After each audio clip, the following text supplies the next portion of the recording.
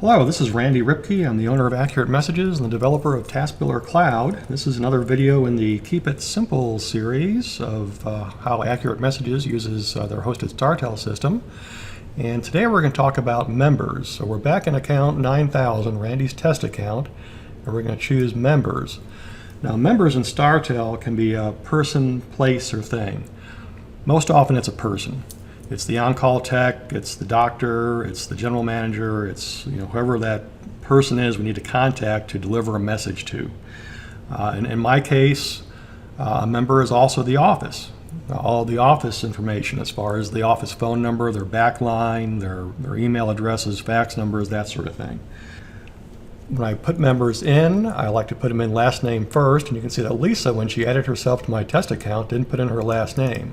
So we're going to edit Lisa here, and we're going to have her last name first. And I like adding titles, and we're going to make Lisa the general manager. And we're going to save that, and then another feature we can use is to click this name field and alphabetize automatically, which is kind of nice.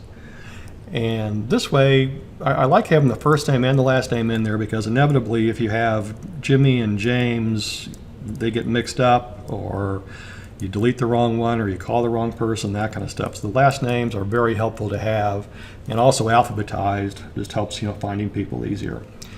Now, let's say we're going to make some changes here, and Lisa is part of my dispatch script. We're going to talk about dispatch scripting later, but say she's, step 3 in the dispatch script is to call Lisa for some reason. So we get an email that says, well, Lisa quit. So I'm going to go in here and just leave the GM title position there because there's still going to be a GM. Now, normally I would go through each of the phone numbers and SMS numbers and what have you, and again I would leave the title in as GM. I would just blank out the phone number. It's kind of being used as a placeholder. So now I've changed this, and now we have a blank GM here. Now this way, by doing this, I'm not interfering with my dispatch script. There's still a step there to call the GM. It just has nowhere to go. The script will automatically bypass that step when they see it's blank. So it doesn't hurt anything. And this way, when there's a new GM assigned, all I have to do is go into here and add our new GM and say it's this person, Renita Doherty is our new GM. So we save that and we go back and we alphabetize. And now we're back in business, and now the script will know to call Renita, and it has her phone numbers there. We'll enter those obviously, and we're all set. So that's how I maintain members and keep my dispatch scripts from having to tinker with my dispatch scripts when I change a member. Moving right along,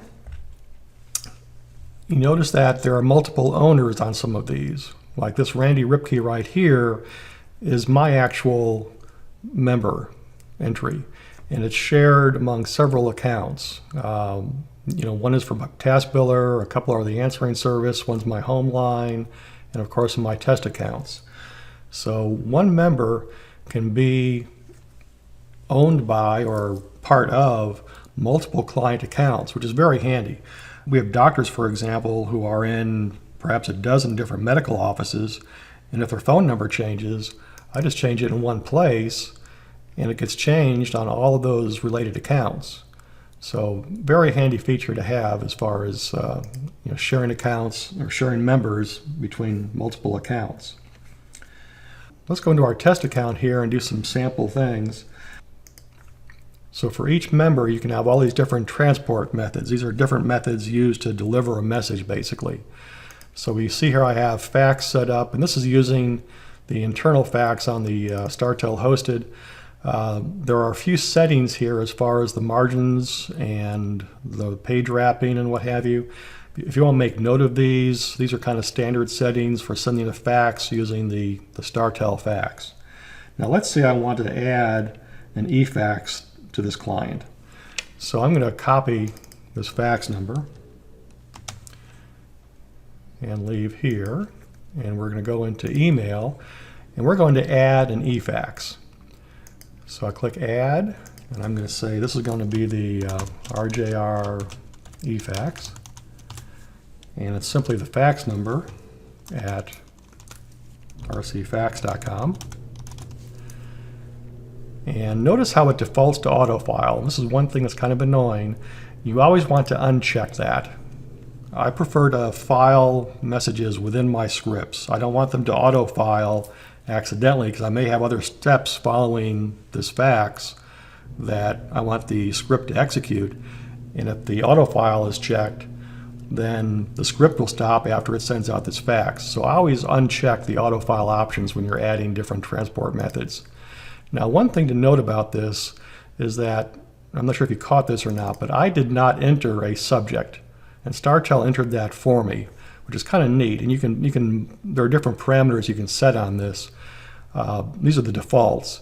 Now, when I'm sending a fax through Ring Central, I don't want a cover page to go out. I want just my messages to be delivered to the client.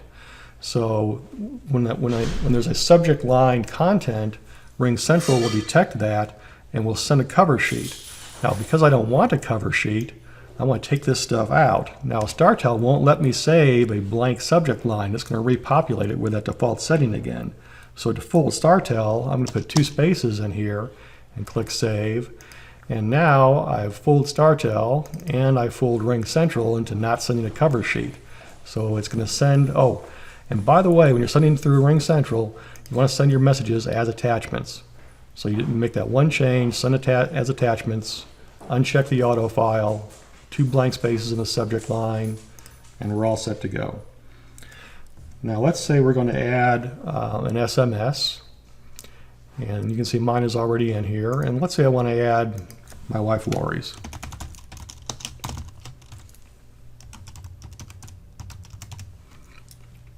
Again, autofile is checked. I want to uncheck that, save, and I have to authorize it. So I check that box here and save, and now I've added an SMS to this account. On Office messages, or Office members rather, I'm sorry, I use the Office email as the email list used for distributing messages for message summaries in the morning. So quite often the message summaries are distributed on some clients to a dozen different people. So to have multiple people on this email string, it's just a semicolon and a space and the second email address. Again, no autofile. Because we're emailing these, it's not attachments, this can go straight through. The default subject here is fine, save and close. So my Office email string is what I use for actions to send message summaries in the morning. Now lastly, let's talk about member instructions. So for each member, you can have unique instructions, and they'll display on the FlexAI. So I have this set up as my default member instructions. I'm kind of guilty of not using this on all accounts. I usually only put these in here on accounts where there's something unique about the member that's different from the norm. So let's see how this looks in FlexAI. So bringing up FlexAI and going into account 9000, and we can see Renita's on call now. And we're going to add a message, and it's going to be an ER message, so it's automatically populated the on-call. But say I want to send this to myself. Now notice I don't have any instructions, or Lisa didn't have any instructions set up on her member. So if I choose my member test account, now it's showing Randy's instructions. So this concludes my narrative on members. Next we'll be working on dispatch scripts. I want to thank you for your time. If you like this video, give me a thumbs up, and please subscribe to the TASbiller channel. Have a nice day.